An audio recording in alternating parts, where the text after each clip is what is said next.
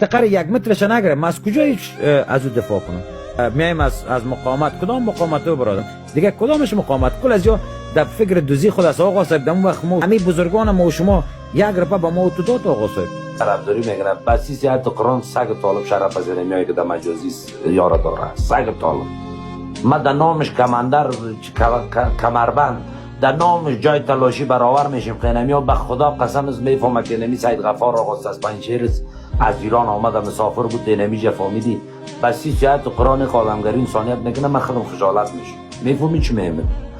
او بدرن اون به من کار نداره. بسی سیاحت قرآن اگه از می ترس بگویم از خواهمانی فهمت نمیده کاری نیست. بدر من همه چیز فهمیدی یلاکت بدر چوچه دار اولاد دار زندگی خیرشان بده. تو میبینن از دیگه جای میبینن ویدیوهای خوب ما را برشون ممکنه. خداوند خیرشان بده. خداوند 100 سال دیگه بانشانه که ما حکومت کنه. یعنی ما برتنیم آدمای خوب است. خداوند قدرت بتشانه 1000 سال دیگه حکومت کنه. والله که ما علیش استاچه.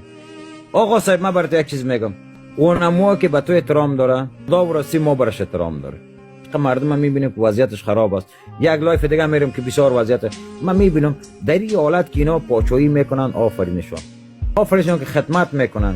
یک آدم غریب بودیم، یک آدم عام بودیم. می بیناموسایی که حاکمیت داشت، چی پنجشیری ما بود، چی شمالیوار ما بود، چی هزاره ما بود، چی فایدهش به ما تو رسید که ما بیایم امروز از یاد دفاع کنیم؟ ما دفاع کردیم. ما به حساب تاجیک بودن خود ما دفاع کردیم. همین فایده از این کسی زنان به ما چی رسیده که ما بیایم از این دفاع کنیم؟ اینمی طالب خوب است از یا نه با گناه کرده، نه کدام خیانت کرده، نه کدام جنایت کرده، نه دوزی کرده، نه گفته اگه تا هنرمند ما را غرض گرفته، نه هیچ کس ما را غرض نگرفته. ما چرا بیایم از این بدی کنیم؟ خب این